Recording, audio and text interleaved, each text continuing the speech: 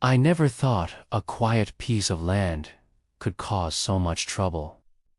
When I inherited the small property on the outskirts of town, it came with an old spring-fed pond, a modest creek, and a spillway that had been neglected for years. I loved the idea of restoring it, making a little sanctuary where I could escape the noise of the city. Little did I know my peaceful retreat would pit me against the one person who seemed to thrive on confrontation, Karen. My HOA self-appointed enforcer. Karen had been a thorn in everyone's side ever since I moved into the neighborhood. She was the type who believed she owned the rules, the streets, and the lawns of the entire community. At first, I tried to ignore her.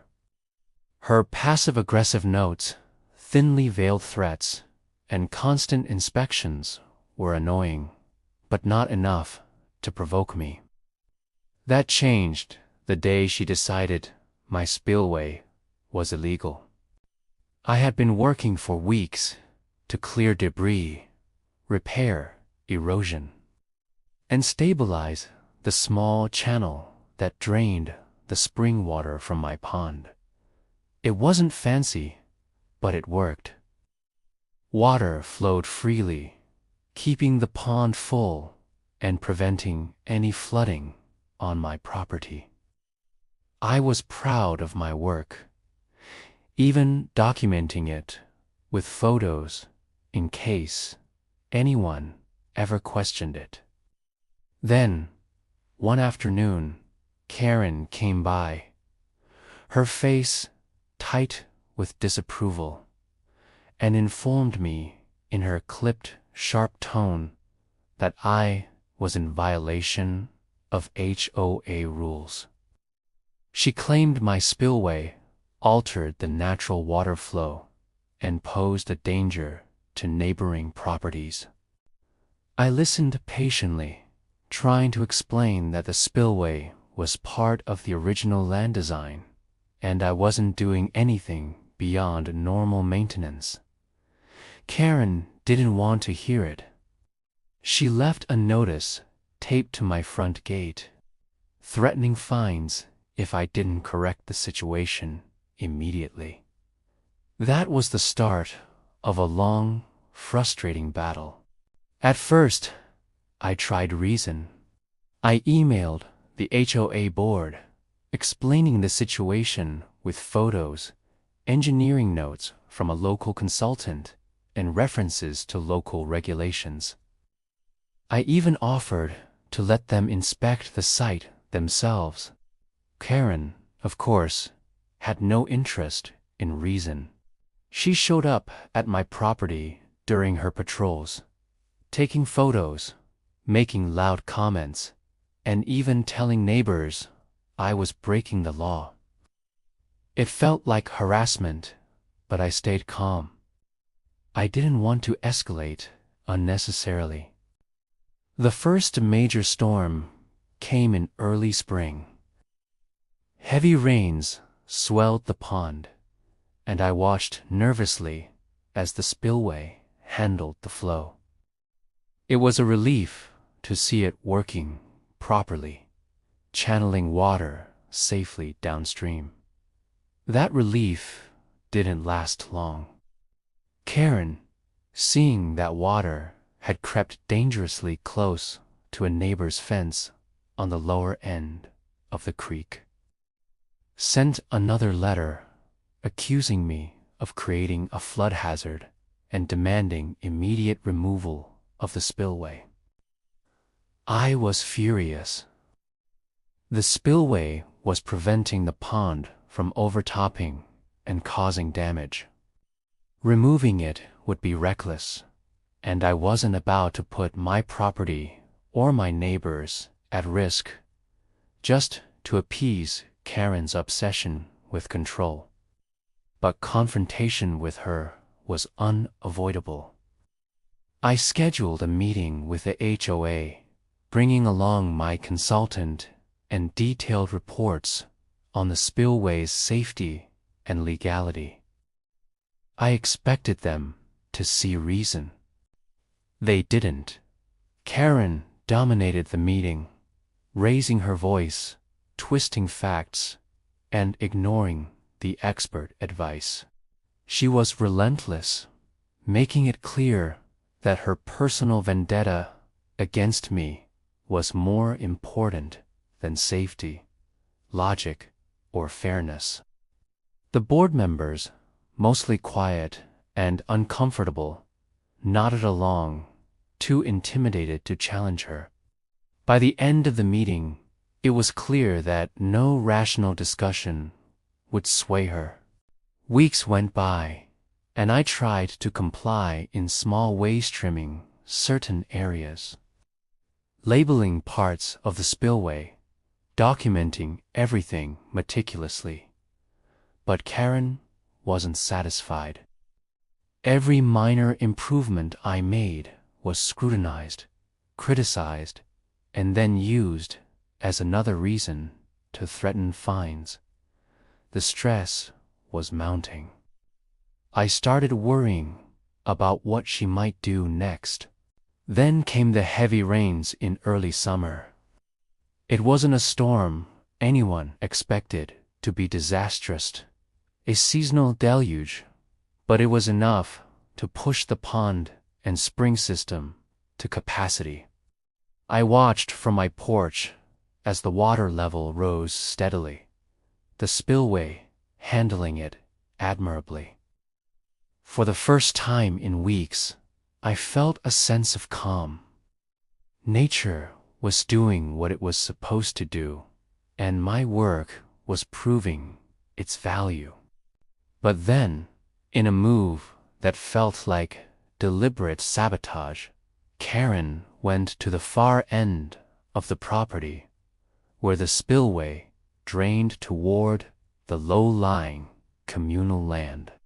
She had placed barriers, sandbags, tarps, and even some boards she'd scavenged right in the natural path of water flow.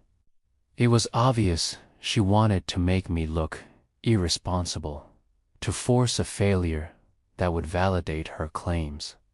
I was livid, but also cautious. I couldn't risk confrontation that might escalate to legal trouble. Instead, I focused on documenting everything. I photographed the obstructions, measured water flow, and even recorded the rising levels. I knew if there was ever a disaster, I had proof that Karen's interference caused it, not my maintenance. That night, the rain intensified. The pond crested, the spillway roared, and the water began pushing against Karen's barriers. I watched in awe and horror as the pressure built. Boards cracked, sandbags shifted, and water began spilling across the area she had tried to block. It was unstoppable. By morning, a small portion of the communal land downstream was waterlogged, but no homes were damaged, and the spillway itself remained intact. The natural system had taken care of the threat, proving my work had been sound all along. Karen arrived shortly after, her expression a mix of outrage and disbelief. She couldn't comprehend that the spillway had survived, and that the overflow, which she had tried to manipulate, had only shown her interference was unnecessary and dangerous. I stayed calm, greeted her politely, and explained that the spillway was designed to handle overflow, just as my reports had stated. Her fury was palpable, but she had no evidence to dispute my claim. After that incident, I realized that reasoning with Karen was pointless. I had to adjust my approach.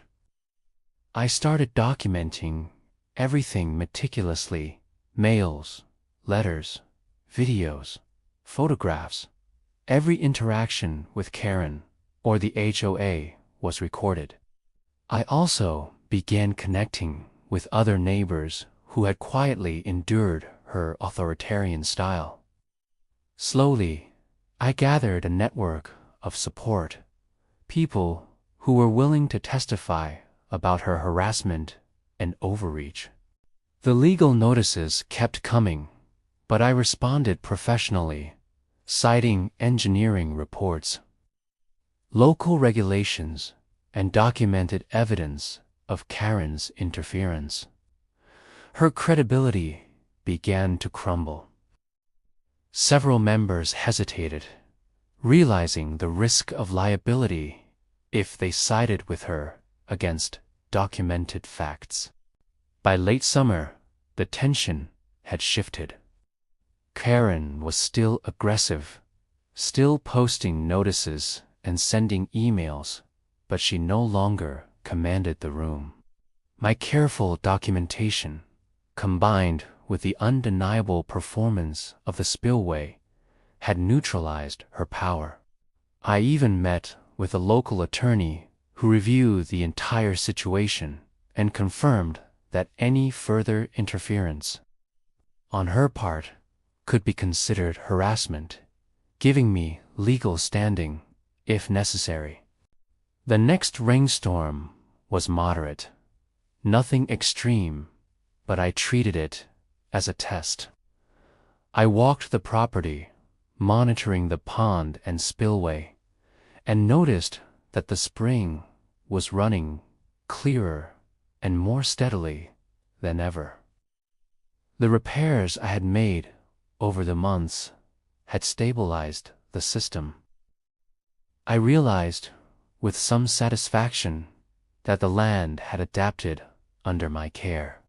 I felt a quiet sense of victory, knowing that Karen's attempts to control or sabotage nature had been foiled by something stronger: careful planning and respect for the land itself. I continued to maintain the property through fall and early winter, working around Karen's occasional interjections and always keeping records. By the time the first frost arrived, the situation had settled into an uneasy truce. Karen could still complain, but her influence had waned. The neighbors who had once nodded along with her rigid enforcement began quietly siding with me, sharing stories of their own experiences with her overreach. I didn't boast, but I felt a deep satisfaction knowing that the truth was now visible to anyone paying attention.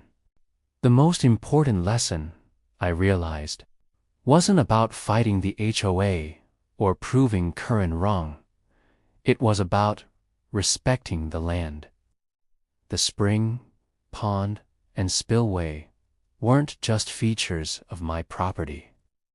They were natural systems that responded to care, not fear. My patience, diligence, and willingness to document reality had protected both my property and my neighbors, and it had exposed Karen's overzealous behavior in the process. By the following spring, the spillway was in perfect condition, the pond full, and the creek running smoothly through the neighborhood. Karen was quieter, still sharp-tongued, but less aggressive, aware that her attempts to dominate had failed. I no longer feared confrontation because I had learned the power of preparation, documentation, and letting the system itself, natural, logical, and undeniable, speak for me.